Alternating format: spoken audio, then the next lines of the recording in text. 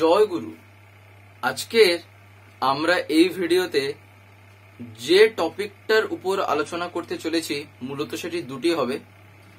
একটা হচ্ছিল প্রথমে আমরা এমন কিছু কথা শুনব যেখান থেকে আপনারা জানতে পারবেন যে শ্রী শ্রী ঠাকুরকে ধরার পরে যদি আমরা একটু যদি আগ্রহ নিয়ে থাকি তাহলে যে কত কি যে পরিবর্তন দেখা যেতে পারে, বা একটা মানুষের মধ্যে যে কত কি যে ফুটে উঠতে পারে, সেরকমই আমরা ছোট্ট কিছু কিছু কথা শুনবো। আর দ্বিতীয় টপিক যেটা আমাদের রাখা হয়েছে, বা বলতে পারেন সেটা প্রথম টপিকটারই কন্টিনিউশনে আসবে, সেটা ছিল এই যে নাম ধ্যান নিয়ে দেখবেন বহু কথা আমাদের জানার আছে। তার ভিতর থেকে আজকে যে কথাটা আমরা জানবো সেটা হলো যে এই যে রাত্রেবেলা বা বলতে পারেন ভোরবেলা, যখনই বলেন না কেন, যদি রাত্রেবেলা ঘুম না আসে সেই সময় কি তাহলে নাম ধ্যানটা করে নেওয়া যেতে পারে? যদি রাত্রেবেলা যদি ঘুম না আসে তাহলে সেই সময় কি নাম ধ্যানটা করে নেওয়া যেতে পারে নাকি করা যেতে পারে না? তো সেই কথাগুলো আজকে আমরা দ্বিতীয় টপিকটায় জানতে পারবো। তাই আমি আপনাদের সবার কাছে একটি কথাই অনুরোধ করছি, ভিডিওটিতে সম্পূর্ণভাবে যুক্ত থাকার চেষ্টা করবেন। আশা করি দিলে আজকের এই যে দুটো টপিক দিলে আপনারা বুঝতে পারবেন। এই যে আমরা শ্রী শ্রী ঠাকুরকে জীবনে গ্রহণ করে চলছি, দেখবেন ঠাকুর যে কথাগুলো বলেছেন আমাদেরকে তার ভিতর থেকে যে যতটা পালন করে চলতে পারছে এবং পেরেছে সে ঠিক ততটাই ফলও পেয়েছে, অর্থাৎ সে তার দয়াটা সেই রকম অনুভবও করতে পেরেছে, সে ঠিক সেই রকম ভাবেই তার দয়াটা পেয়েছে। এবারে তাহলে যেটা কথা হচ্ছে, অনেকেই জায়গায় জিজ্ঞাসা করেন তাহলে কি ঠাকুর কি তাকেই শুধু মানে বেশি করে আশীর্বাদ করছেন বা দয়া করছেন, আমাকে কি করছেন না? তা না।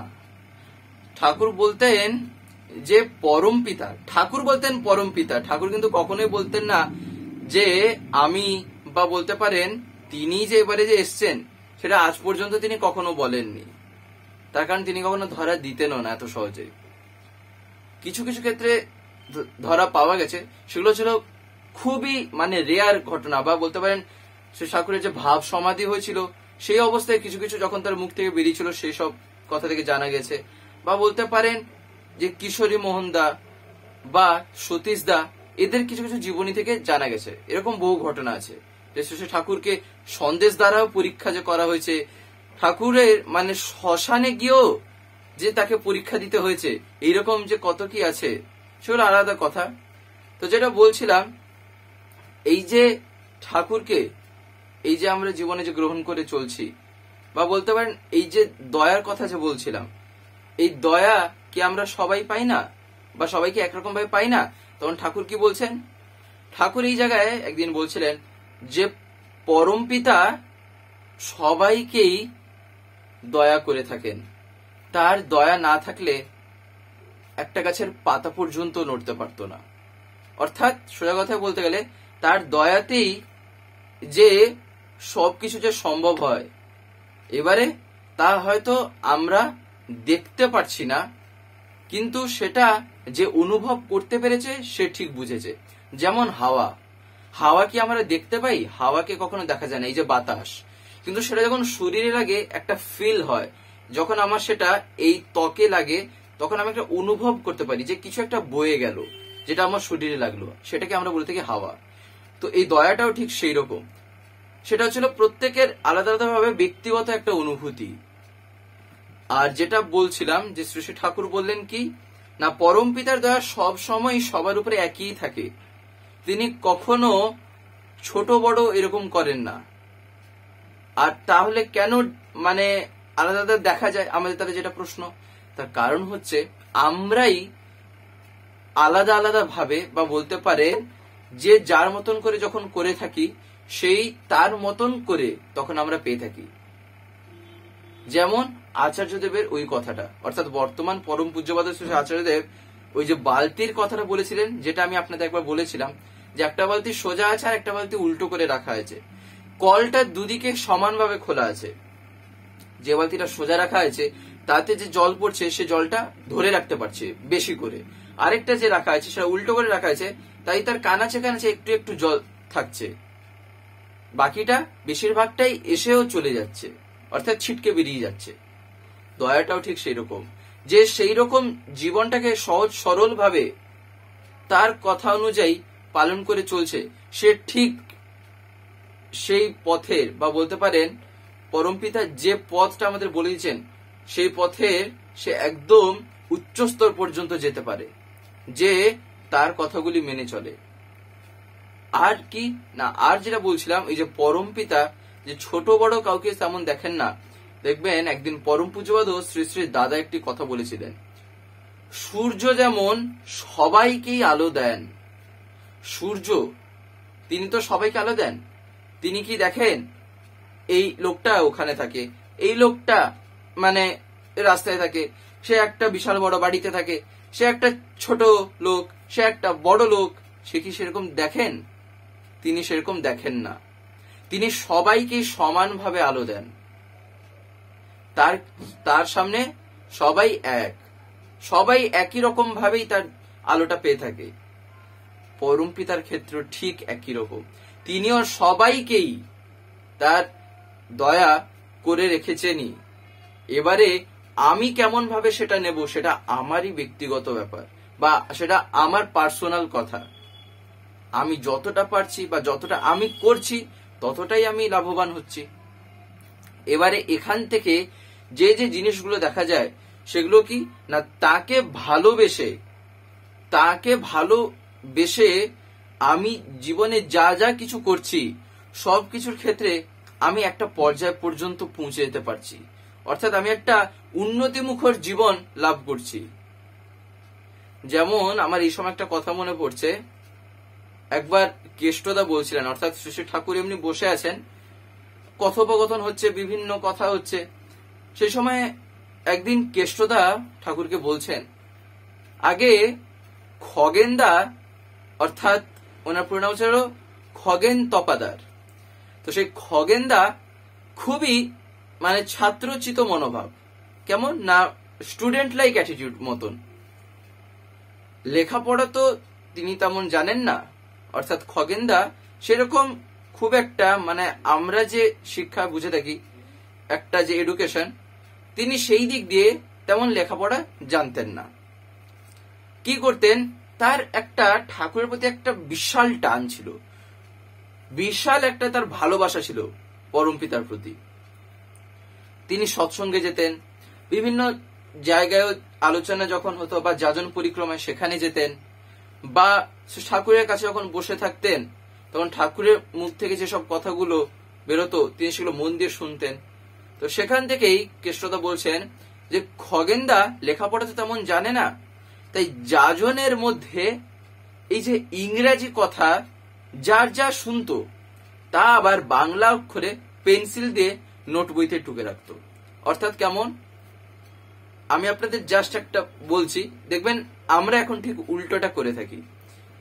এই যে হোয়াটসঅ্যাপ যে বেরিয়েছে, বা বলতে পারেন আমরা যে টাইপিং করে থাকি কারোর সাথে, তার সাথে যখন টাইপিং করি আমাদের লোকাল ল্যাঙ্গুয়েজ, বা আমি তার সাথে যে ভাষায় কথা বলে থাকি, সাপোজ ধরেন কেউ উড়িয়া কথা বলছে, কেউ হিন্দি, কেউ বাংলা, যে যাই বলেন না কেন, যখন টাইপিং করে থাকি তখন দেখবেন আমাদের মুখের বা ভাবটা ঠিক ওই ল্যাঙ্গুয়েজে বেরোয়, কিন্তু হোয়াটসঅ্যাপে আমরা টাইপিং করে থাকি কোন স্ক্রিপ্টে না ইংলিশে, অর্থাৎ ইংলিশটা আমরা যাতে হাতে স্পিড আসে বা আমাদের করে একটা অভ্যাস হয়ে গেছে তাই আমরা ইংলিশ স্ক্রিপ্টে টাইপ করে থাকি, কিন্তু দেখবেন কথাগুলো পড়লে মনে হবে একদমই যেন আমি তার সাথে যে ভাষায় কথা বলি ঠিক সেই ভাষাটাই আসছে।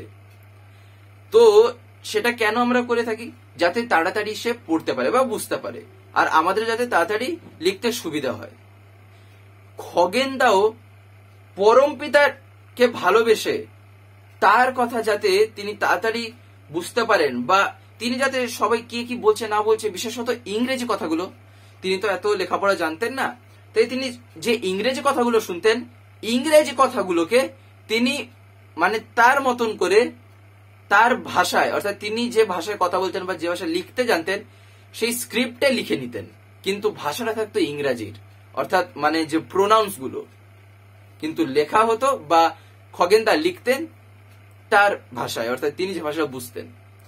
তো এই যাজনের মধ্যে ইংরেজি কথা যার যা খগেনদা শুনতেন, আবার বাংলা অক্ষরে তিনি পেন্সিল দিয়ে নোট বইতে টুকে রাখতেন। সেন্টেন্স কে সেন্টেন্স মানে পুরো মানে যে যা বলতো সেই পুরো পুরো বাক্য জায়গায় জায়গায় হুবহু লিখে রেখেছেন। কোথাও কোথাও অবশ্য মানে একটু আধটু ভুল হয়ে থাকতে পারে। মানে ওই নোট বইটা কেষ্টদা বলছেন আমি একদিন খোলাতে না জানতে পারলাম। প্রথমে কেষ্টদা বলছেন ভাষাটা বুঝতে পারছিলাম না যে এটা মানে কেমন ভাষা, তার কারণ যে ভাষায় লিখছেন উচ্চারণ করতে গিয়ে দেখছেন সেটা তো এই ভাষা না। কিন্তু পরে বুঝছেন যে ইংরেজি ভাষাটা বাংলা অক্ষরে লিখেছেন তিনি, অর্থাৎ তার যাতে একটু মানে বুঝতে সুবিধা হয়। কারণ কি তিনি তো সেরকম পড়াশোনা জানতেন না যে ইংরেজি কথা ইংরেজি মানে লিখতে পারবেন। তখন এই কথাটা শুনে শ্রী শ্রী ঠাকুর হাসতে লাগলেন, দিয়ে বলছেন এ একটা শুভ নমুনা। দিয়ে কি বলছেন যে দেখেন অনুসন্ধিৎসা জ্ঞান স্পৃহা সাধারণের মধ্যে কতখানি বেড়ে গেছে। হাওয়া যা বওয়ায় মানে বলতে পারেন এই যে এখন যে ভাবে তার কথা বা বলতে পারেন পরমপিতার এই যে পুরো একটা মিশন, কিসের মিশন? একবার ঠাকুরকে জিজ্ঞাসা করা হয় ঠাকুর আপনি এটা কেমন ধরনের কি করছেন না করছেন কিছু বুঝতে পারছি না, এটা কি ধরনের একটা মিশন?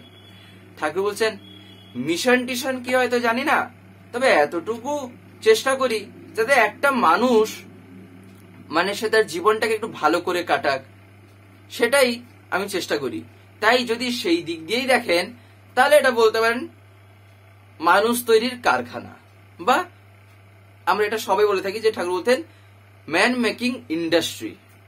তো সেটাই ঠাকুর বলছেন এই যে মানে হাওয়াটা আমরা বওয়ায় দিয়েছি সেটা মানে এতটাই যে প্রখরতা সৃষ্টি করেছে বা বলতে পারেন এতটা একটা জোর এনেছে যে এক একটা মানুষের মধ্যে ভালো না হয়ে খারাপ তো হওয়ার অনেক দূরে থাক, মানে ভালো না হয়ে যেন সে পারেই না। সেটা শ্রী শ্রী ঠাকুর কেষ্টদাকে বলছেন যে হাওয়া যা বওয়ায় দিয়েছেন আপনারা তাতে মানুষের ভালো না হয় আর যায় না। এখন কিছু লোক জোগাড় করেন আর বেগটা একটু বাড়ায় দেন, অর্থাৎ স্পিডটা, আর সব সময় লক্ষ্য রাখবেন যাতে সংহতি যাতে অটুট থাকে। সংহতি বলতে মানে আমরা এই যে সবাইকে জিনিস চলার এই যে কথাটা, নিজেদের মধ্যে মানে এতখানি আন্ডারস্ট্যান্ডিং থাকা চাই, এতখানি বুঝ থাকা চাই নিজের মধ্যে যে কেউ যেন এর মধ্যে এসে দাঁত বসাতে না পারে, কেউ যেন সে দাঁত বসাতে না পারে। তার কারণ কি? তার কারণ দেখবেন মানুষের মধ্যে এমন এমন জিনিস থাকে যে হয়তো দেখা গেল কে একটু জীবনে এই মানে একটা তার উন্নতি হতে শুরু হয়েছে কিনা হয়েছে বা পরিস্থিতির একটু উন্নত হয়েছে কিনা হয়েছে, ঈর্ষা শুরু, এই তো এইবারে উঠলো বা একটু এরিয়ে হয়েছে সেটা থেকে হিংসা করছে, এইরকম টাইপের অনেকে থাকে। তো সেটাই শ্রী ঠাকুর বলছেন যেন সেই সব জিনিস যখন আসবে যেন সেটা ভেবে মনে মানে আপনি কষ্ট না পান বা কারোর আচরণ যেন পরিবর্তন না করে দিতে পারে আপনার মনের, না হলে কিন্তু সব পণ্ড হয়ে যাবে, সব যাবে। পরম পিতার কাজ করতে হলে কিন্তু কতটা ধৈর্য থাকা চাই আর কত কি যে বলতে পারেন সহ্য করতে হয়, যার ফলে দেখবেন এই সহ্য করার ভিতর দিয়ে কি হয় আমাদের এমন শক্তি সঞ্চিত হয়ে থাকে যে তখন আমি যে পরিস্থিতিতে যে অবস্থায় পড়ে থাকি না কেন সব কিছুর মধ্য থেকে আমি উঠে আসতে পারবো। এটা শ্রী ঠাকুর আমাকে শিখিয়েছেন, এইটা তখন আমার মাথায় থাকবে। তাই একজনের শ্রীবৃদ্ধি বা প্রাধান্য দেখলে 5 জনের অকারণ একটা চোখ টাটায়। ঠাকুর বলছেন মানুষের একটা তো বলতে পারেন হীনমন্যতা তো আছেই না, ইনফেরিয়রিটি। তো সেটাই ঠাকুর বলছেন যে মানুষের যে ইনফেরিয়রিটি আছে এটা ধরেই নেবেন, এটা ধরে কিন্তু এগোতেই হবে। আর তাই ধরে নিয়ে মানুষের ইনফেরিয়রিটি যাতে উত্তেজিত না হয়, অর্থাৎ তার সে যে হীনমন্যতাটা যত এক্সাইটেড না হয় সেইভাবে কিন্তু চলা দরকার। তার কারণ প্রত্যেককে নিয়ে কিন্তু চলতে হবে। পরম পিতার এই কাজ কিন্তু কাউকে বাদ দেওয়ার কাজ না, সবাইকে নিয়ে চলা। যেমন কি যেমন দেখবেন পিঁপড়েদের ক্ষেত্রে এটা একটু বেশ ভালো মতন দেখা যায়। যখন কোনো জায়গায় কোনো একটা মিষ্টি জিনিস কোনো একটা পড়ে থাকে বা একটা চিনির দানা দেখবেন একটা জায়গায় যদি পড়ে থাকে কিছু কিছু জায়গায়, সেক্ষেত্রে একটা পিঁপড়ে যদি আসে তাকে ফলো করতে করতে করতে আরো পিঁপড়েরা এসে জুটে যায়, তখন একটা সারিবদ্ধ হয়ে যায়। তখন কি হয়, তখন দেখবেন আমরা দেখবেন ছোটবেলায় এটা করে থাকি, একটু মজার জন্য আমরা করে থাকি। আমি যেমন বাড়িতে দেখি ছোটবেলায়, আমিও হয়তো করে থাকবো, এটা তো আর বলছি না যে আমি করিনি। আমি যেমন আমার ভাইকে দেখেছি, সে এখন ছোট্ট বাচ্চা, তো দেখি তাকে মজা লাগে এগুলো দেখতে। এই পিঁপড়েরা যাচ্ছে সারিবদ্ধ ভাবে, পুরো একেবারে যাচ্ছে। তখন ও কি করে দেখেছি, ওদেরকে একটু পিঁপড়েগুলোকে এদিক ওদিক করার চেষ্টা করবে, অর্থাৎ চিনির দানা যেটা থাকবে যেখানে, সেটা নিয়ে গেল আরেকটা জায়গায়, বা সে যে পিঁপড়েরা যাচ্ছিল একটুখানি মাঝখানে হাতটা রেখে দিল, দিয়ে দেখলো মানে যারা লাইনের এদিকে থেকে এলো তারা কি করছে না করছে। তো সেক্ষেত্রে দেখা যায় পিঁপড়েরা কিন্তু নিজের যে সারিবদ্ধতা যে মেনটেন করে থাকে, টেম্পোরারির জন্য হলেও যে হাতটা সে রেখে দিল, তারপরে যখন উঠিয়ে নেয় আবার সে সেই লাইনেই পড়ে যায়, বা সে চেষ্টা করে সে হাত রাখা সত্ত্বেও সে হাতের উপর উঠে গিয়ে হয়তো আবার সেদিক দিয়ে নিচে নামবে, বা হয়তো সাইড কেটে গিয়ে সেদিক দিয়ে চলে যাবে। অর্থাৎ সে বাকিদেরকে ফলো করতে চায়, টার্গেটটা কি থাকে, সেই চিনির দানাটা। আমাদেরও জীবনটাও ঠিক সেরকম। আমাদের টার্গেট বা বলতে পারেন আমাদের লক্ষ্যই হচ্ছিল পরম পিতার কথাগুলি মেনে চলে তাকে খুশি করার জন্য। পরম পিতার কথাগুলি মেনে চলে তাকে খুশি করার জন্যই যেন আমার লক্ষ্যটা থাকে। আর এইটা যখন আমার মনে একবার স্থির হয়ে যাবে, তখন আমি যাই করব, তখন আমার করার পিছনে দেখবেন আরো কত লোকেরা এসে আপনা থেকেই জুটে যাবে। তখন আর পর বলে কেউ থাকবে না, পরই আপন হয়ে যায়। শ্রী ঠাকুর একবার বলছেন না, এই যে পর বা আপন এইসব কথা যখন ঠাকুরের সামনে হচ্ছিল, ঠাকুর বলছেন আমার তো আর জীবনে পরোপকারই করা হলো না, আমার তো জীবনে আর পরোপকারই করা হলো না। তার কারণ পরই যে কেউ নেই, সবাইকে দেখলেই যেন মনে হয় সবই তো আমার নিজের, সবই তো আমার আপনজন, তার কোথায় আমার পরোপকার করা হলো সেই বুঝে পাই না।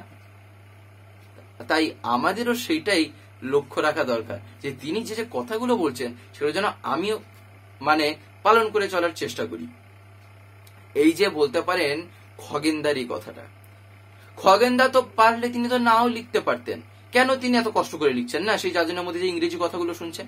তার কারণ তার একটা ভালোবাসা আছে তার প্রতি, পরম পিতার প্রতি তার একটা ভালোবাসা আছে। অর্থাৎ তার কথা যাতে তিনি আরো জানতে পারেন, তিনিও যাতে বাকিদেরকে তার কথা বলতে পারেন, সেজন্য সে আগ্রহ থেকে তিনি সেই কথাগুলো লিখছেন। তিনি তার মতন করে তো লিখছেন, কেউ তো বলতে পারবে না। আর সেটা দেখেই বোঝা যায় যে তার কতটা আগ্রহ, যে কতটা তিনি এই পথে এগোতে চাইছেন। তো এগুলো কিন্তু আবার আসে যখন আমি তাকে আমার মানে জীবনের প্রধান করে চলবো, আমি যখন তাকে পুরো আমার জীবনে 100% দিয়ে পালন করে চলবো, তখনই এইরকম আগ্রহ জন্মাবে, যখন আমার সেরকম ভালোবাসা ভক্তি থাকবে। আর এইগুলো তখনই সম্ভব হয় যখন এই যে ঠাকুরের বলা যে জিনিসগুলো বেসিক থিং, যজন যাজন ইষ্টভৃতি, নাম ধ্যান, এইগুলো যখন আমি পালন করে চলবো। এই নাম ধ্যানের মধ্যে তো অনেক কিছুই হয় না, যেমন যজন যাজন ইষ্টভৃতির মধ্যেও যে কত কি আছে না আছে আমরা সবাই একটু আধটু হলেও জানি, আরো আমরা জানছি। নাম ধ্যানের ভিতরেও অনেক কিছু আছে, করলে যে কি হয় না হয় বলে শেষ করা যায় না, এত কথা। বা বলতে পারেন এটা এমন একটা দর্শন, এমনই এখানে একটা ফিলসফি আছে যে এর আলোচনা একবার শুরু করলে থামারই যেন আর মন চায় না। আমরা এই যে আলোচনাগুলো শুনছি বা দেখছি, একটা জিনিস লক্ষ্য রাখা দরকার, আমরা কি প্রত্যেকদিন এই ভিডিওগুলো পাই এই স্বস্তিতীর্থ থেকে বা চ্যানেল থেকে? দেখবেন আপনারা হয়তো অনেকে এমন আছেন যারা ইউটিউব খোলার পরে এরকম স্ক্রল করেন, দিলে আপনারা দেখতে পান।